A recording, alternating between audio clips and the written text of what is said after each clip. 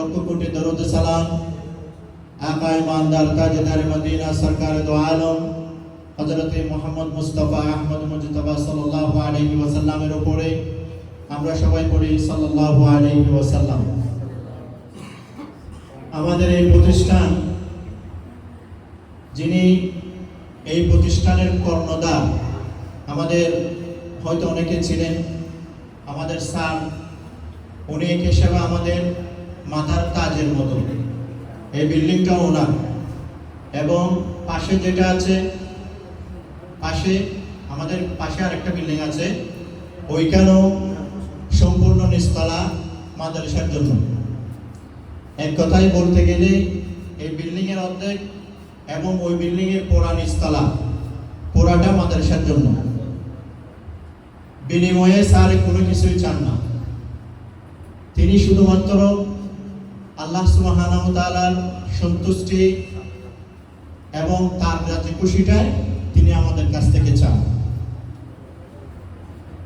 আমরা অত্যন্ত গর্বিত তিনি আজকে আমাদের সাথে আছেন। আমাদের অনুষ্ঠানের শুরুলগ্নে আমরা ওনাকে পেয়েছি।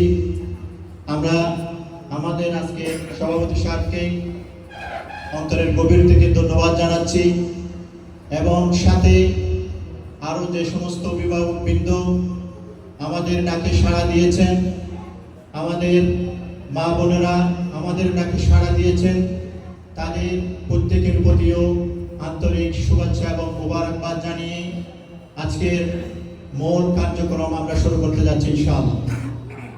প্রত্যেকটা বিষয়ে, প্রত্যেকটা জিনিসের একটা লক্ষ্য উদ্দেশ্য থাকে। আজকে আমাদের প্রদর্শনী অনুষ্ঠান এবং অভিভাবক সম্মেলনের লক্ষ্য উদ্দেশ্য হলো আমরা যে ছোট্ট প্রতিষ্ঠান এবং পাশে যে প্রতিষ্ঠান, এই প্রতিষ্ঠানের আমাদের কার্যক্রমগুলো কি কি, এবং আমরা বাচ্চাদেরকে কিভাবে করে টিচিং করে থাকি, কিভাবে করে শিক্ষা দিয়ে থাকি, এবং কোন কোন বিষয়গুলো আমরা তাদেরকে শিক্ষা দিয়ে থাকি, এই বিষয়গুলো আপনাদেরকে জানানো। সো একটা কাজ করতে গিয়ে আমাদের অনেক সময় ভুল ত্রুটি হয়ে যায়। এটা আমরা যদি আমাদের পরিবারের দিকেও লক্ষ্য রাখি, আমরা যখন একটা আমাদের পরিবারকে পরিচালনা করি, ওইখানের মধ্যেও অনেক মনোমালিন্য হয়, অনেক ঝগড়াঝাটি হয়, আবার সেগুলো সমাধান করার জন্য একটা বৈঠক বা একটা সামাজিক অনুষ্ঠানের দরকার হয়।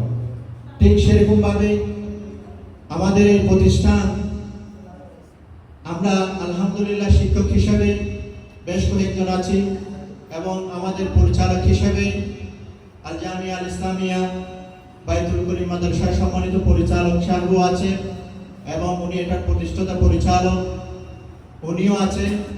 সো আমরা আমাদের জায়গা থেকে আপনারভাবে চেষ্টা করে যাচ্ছি এই প্রতিষ্ঠানকে যেন সুশৃঙ্খলভাবে পরিচালনা করা যায়।